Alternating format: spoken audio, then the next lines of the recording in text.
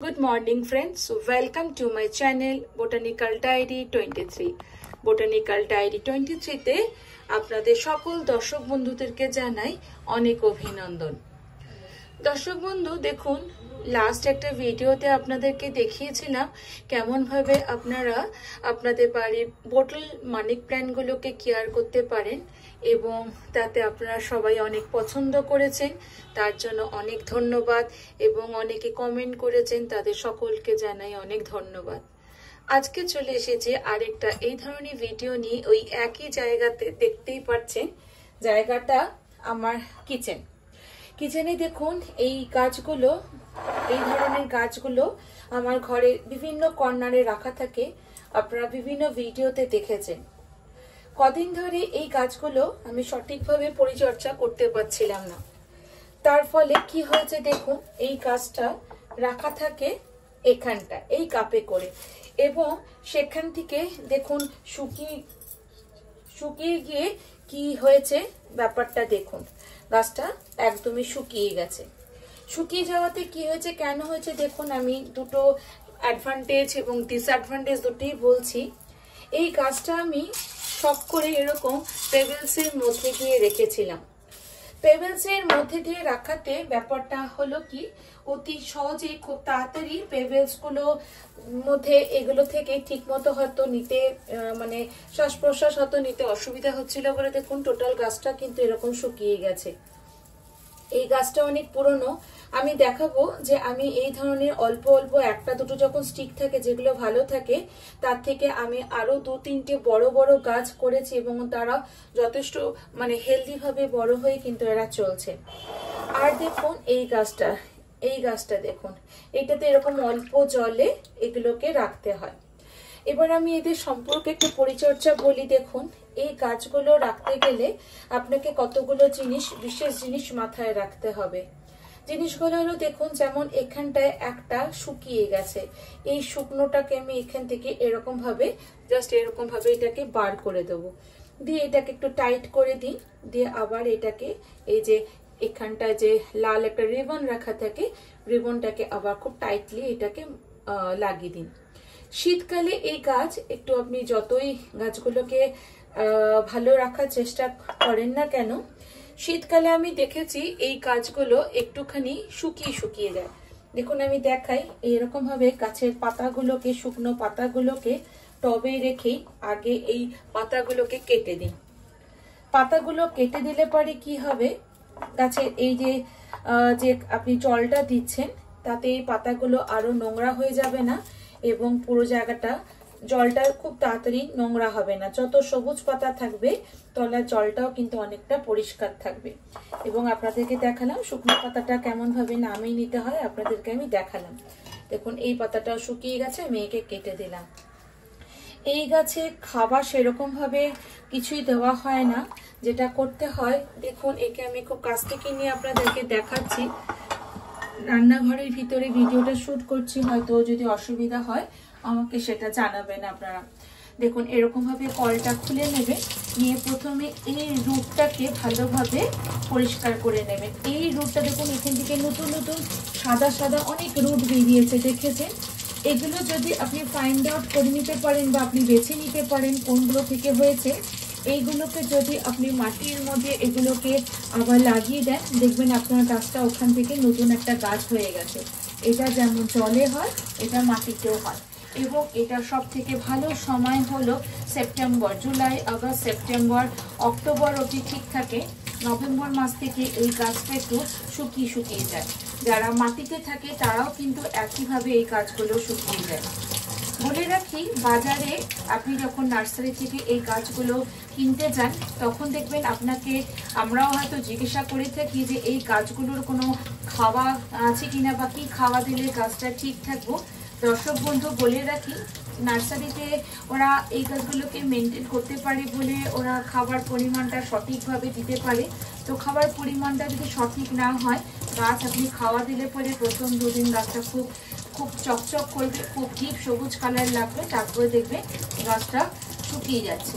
তাই কোনো রকম খাবার এরকম একটা ছোট ছোট প্লাস্টিক দানার মতো, গুলির মতো একটা খাওয়া কিনতে পাওয়া যায়। আমি বলবো আমার এই গাছ অনেক বছর ধরে চলে। যখন দেখি একটু একটু নষ্ট হয়ে যাচ্ছে আমি এগুলোকে তখন মাটিতে পুঁতে দিই। আপনাদের ভিডিও লাস্টে আমি দেখাবো এরকমভাবে আমি কিন্তু খুব ভালোভাবেই এগুলোকে এরকমভাবে যত্ন করি। এবং চেষ্টা করবেন এখানটা এরকম ভিতর থেকে এরকমভাবে ধুয়ে দিতে। 15 দিনে একদিন এরকম ডিপ ক্লিন করবেন এবং সপ্তাহে একদিন করে একে জলটাকে অবশ্যই চেঞ্জ করে নেবেন। প্রত্যেক সপ্তাহে একটা দিন ফিক্সড করে নিন, ফ্রাইডে হোক, স্যাটারডে হোক, সানডে হোক, যে কোনো একটা দিন ফিক্সড করে নেবেন। আমি যেমন ইচ ফ্রাইডেতে আমার যত বোতলে বা জলের মধ্যে যে গাছগুলো থাকে সেগুলোকে আমি পরিষ্কার করার চেষ্টা করি, তাতে আমার একটা রুটিন ফলো হয়। দেখুন আমি গাছটাকে ঠিক এরকমভাবে ডিপ ক্লিন করে নিলাম, যেহেতু বেশ 15-20 দিন আগে আমি এটাকে ক্লিন করেছিলাম, তারপরে করা হয়নি। এবং ঘরের ভিতরে থাকে বলে একে একটু পরিষ্কারই রাখতে হয় যাতে দেখতে ভালো লাগে। আমি ঘরে কোথায় রাখি আপনারা অনেক ভিডিওতেই দেখেছেন। দেখুন পুরো গাছটাকে এরকমভাবে ধুয়ে নিলাম এবং তলার থেকেও এরকমভাবে একই রকমভাবে উল্টে এরকমভাবে ধুয়ে নেবেন। ধুয়ে নিয়ে আপনারা জলের তো সব জায়গায় কোয়ালিটিটা এক হয় না, তো প্রেফারেবলি করবেন কি এই গাছগুলোকে যে কন্টেনারে রাখছেন সেই কন্টেনারটাও অবশ্যই খুব বেশি বড় কন্টেনারে রাখবেন না। এবং বলে রাখি বন্ধুরা, কখনোই এই গাছগুলো যখন রাখবেন, যদি বাড়িতে গেস্ট আসে, অতিথি আসে, তখনই শুধু এদেরকে কিছু পেবেলস দিয়ে সাজিয়ে রাখবেন, নাহলে এদেরকে পেবেলস দিয়ে সাজাবেন না। সেই ক্ষেত্রে কিন্তু গাছ পেবেলসে রাখলে খুব একটা ভালো হয় না। পরবর্তী এটাও দেখিয়ে দিই আপনাদেরকে এবং বলছি কী ধরনের জল রাখবেন। দেখুন এতটুকুনি করে জল রাখতে হবে এবং কতটুকুনি পরিমাণে জল রাখতে হয় সেটাও আমি বলে দেবো। এই গাছ অনেক সময় আমরা খুব ভুল করে থাকি যে আমরা একদম ভর্তি করে গাছটাকে ভর্তি করে জল দিয়ে দিই। দেখুন নার্সারি থেকে কিন্তু ওরা একটা মার্কিং করেই দেয় কতটুকুনি জায়গা জুড়ে এদেরকে রাখতে হবে। দেখুন এইটার মধ্যেও বেশ কয়েকটা শুকিয়ে গেছে, এরকম যায়, সবাইই যায়, আপনারও হয়তো যায়, এরকম শুকিয়ে যায়। এগুলোকে একটু এরকম ডিসকার্ড করে দিতে লাগে, বার করে দিতে লাগে। দেখুন এগুলোকে মেনটেন করা অনেকটাই মানে অনেকটা তদারকি করতে হয় যে কোন গাছটা পাতা নষ্ট হয়ে যাচ্ছে। এগুলো প্রচণ্ড সেন্সিটিভ গাছ। জলের ভিতরে যে গাছগুলোকে রাখা হয় সেগুলোকে ডে টু ডে লাইফে খুব ভালোভাবে মেনটেন করতে হয়। যদি আপনি মেনটেন না করেন তাহলেই কিন্তু গাছগুলো একটা দুটো করে এরকম বেরিয়ে যাবে। এবার যখন শেষের দিকে কমতে থাকে তখন আমি এগুলোকে মাটির মধ্যে পুঁতে দিই। একটা দুটো পুঁতে দিলে পরেই দেখবেন ওখান থেকে আরও অনেকগুলো গাছ হয়েছে। এরকমভাবে ডিপ ক্লিন করতে হয়, যেটাকে মাঝে মধ্যে এরকম ডিপ ক্লিন করবে। এরকমভাবে মাঝে মধ্যে অশোক বন্ধু ক্ষমা করবেন, হাত থেকে গাছে যেটা পড়ে গেল। তো এই মাঝে মধ্যে ডিপ ক্লিন করতে হয়। ডিপ ক্লিন না করলে পরে ডিপ ক্লিন করা এবং রেগুলার এই পুরোনো পাতাগুলোকে ফেলে দেওয়াটা খুব দরকার। দেখলেন কেমনভাবে আমি পুরোনো পাতাগুলোকে ফেলে দিলাম। দেখুন আপনার যদি মনে হয় যে এইটা একটু কেমন লাগছে, যদি আপনি চান এটাকেও কিন্তু আপনি মাটির মধ্যে পুঁতে দিতে পারেন এবং মাটির মধ্যে ম্যাক্সিমামটাই দেবেন, ওটার মধ্যে বালি দেবেন এবং বা কোকোপিট দেবেন। বালি কোকোপিট দিয়ে বেশ অনেকটা জল দিয়ে রাখবেন। মাটি না দিলেও এই গাছ খুব ভালো থাকবে। আপনি যদি মাটির বদলে শুধু কোকোপিট এবং বালির মধ্যে দিয়ে এই গাছটাকে করেন, তার ক্ষেত্রে জলটা একটু বেশি করে দিয়ে রাখবেন, দেখবেন অনেকটা ভালো হবে। এবং ধরে যাওয়ার পরে আপনি নর্মাল মাটিতে যেরকম গাছের সার দিয়ে যেরকমভাবে ব্যবহার করেন সেরকমভাবে করবেন। এই গাছের সবথেকে ভালো সময় আপনাদেরকে আমি আগেই বলে দিলাম। এবং দেখুন এই গাছটা যেহেতু আমি পেবেলসের মধ্যে রেখেছিলাম, পুরোটাই নষ্ট হয়ে গেছে, একে কিছু করা যাবে না। এগুলোকে তাও আমি জলের মধ্যে দিয়ে এরকমভাবে রেখে দেখব যে জলের মধ্যে এদেরকে এরকমভাবে কিছু করা যায় কি না। যদি দেখি এখান থেকে রুটিন আরম্ভ হয়েছে বা কিছু রুট এখান থেকে বেরোচ্ছে, অবশ্যই আপনাদেরকে আমি শেয়ার করব। যেটা শেষের দিকে বলি, দর্শক বন্ধু যখন নার্সারি থেকে ওনারা কিন্তু বলে দেন কতটুকুনি করে এটাকে রাখতে হয়। দেখুন ওদের যে মার্কিং যেটা থাকে, এই মার্কিং বরাবর কিন্তু আপনাকে জলের পরিমাণটাকে রাখতে হবে। জাস্ট এতটুকুনি মার্কিং বরাবর জলের পরিমাণটাকে রাখতে হয়। কখনোই এই ভর্তি করে জল দেবেন না, তাতে কিন্তু গাছ আপনার আরও মরে যাবে। আর এই গাছগুলো মোটামুটি 4-5 বছর ভালোভাবে থাকে, তারপরে আস্তে আস্তে নষ্ট হতে আরম্ভ করে। এবং যতটুকুনি অব্দি রুটিন দেখাবে ঠিক এতটুকুনি জায়গা জাস্ট জিনিসটা জলে থাকবে। এবং কি ধরনের জল ব্যবহার করবেন। যদি আপনার বাড়িতে অ্যাকোয়াগার্ড থাকে, অ্যাকোয়াগার্ড বা যে ধরনের ওয়াটার পিউরিফায়ার যা থাকে, আমার বাড়িতে যা অ্যাকোয়াগার্ড আছে আমি সেখান থেকে জলটা নিই। এরকম এতটুকুনি জল নেবেন এবং প্রত্যেক সপ্তাহে চেষ্টা করবেন এটাকে চেঞ্জ করার।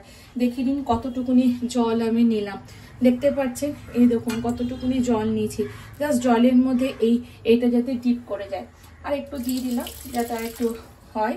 দেখুন ঠিক 1 সপ্তাহ পরে দেবেন। গরমকালে 2-3 দিন ছাড়াই করতে হয়, কেন পাখা চলে, তাতে গাছের জলটা শুকিয়ে যায়। একই রকম ভাবে এটাতেও আমি অ্যাকোয়াগার্ডের জল দিয়ে দিলাম। দেখুন ঠিক কোন অবধি দিয়েছি আমি দেখিয়ে দিলাম। তো দর্শক বন্ধু, আপনারা দেখলেন আমি এই দুটো গাছ কেমন ভাবে আমি জলের মধ্যে দিয়ে এদেরকে মেনটেন করি দেখালাম, এবং কেন পেবেলস এর মধ্যে দিয়ে করবেন না সেটাও আপনাদেরকে বললাম। যদি আমার ভিডিওটি আপনাদের ভালো লেগে থাকে অবশ্যই আমাকে লাইক কমেন্ট করে জানাবেন। আর যদি আপনারা আমার চ্যানেলে নতুন এসে থাকেন তাদের সকলকে বলছি, আপনারা আমার চ্যানেলটি ভালো লেগে থাকলে অবশ্যই আমাকে কমেন্ট করে জানাবেন। আর ভালো লাগলে সাবস্ক্রাইব করবেন, সাবস্ক্রাইব করতে ভুলবেন না। আমি দেখাবো আমার বাইরে এই গাছগুলো যে রাখা থাকে তারাও কেমন ভাবে এগুলো থেকে একটা দুটো যে সাদা অংশগুলো আপনাদেরকে আমি বললাম, সাদা গাছ যেগুলো দেখালাম, এগুলো থেকে সাদা রুটিং যেগুলো হয়েছে সেগুলো থেকে আমি মাটিতে দিয়ে দিই, তাতে কেমন সুন্দর গাছ হয়ে যায়। আবার ভালো লাগলে আমাকে কমেন্ট করে জানাবেন। পরবর্তী আবার আপনাদের সকলের সাথে দেখা হবে, ততক্ষণের জন্য ধন্যবাদ, টাটা।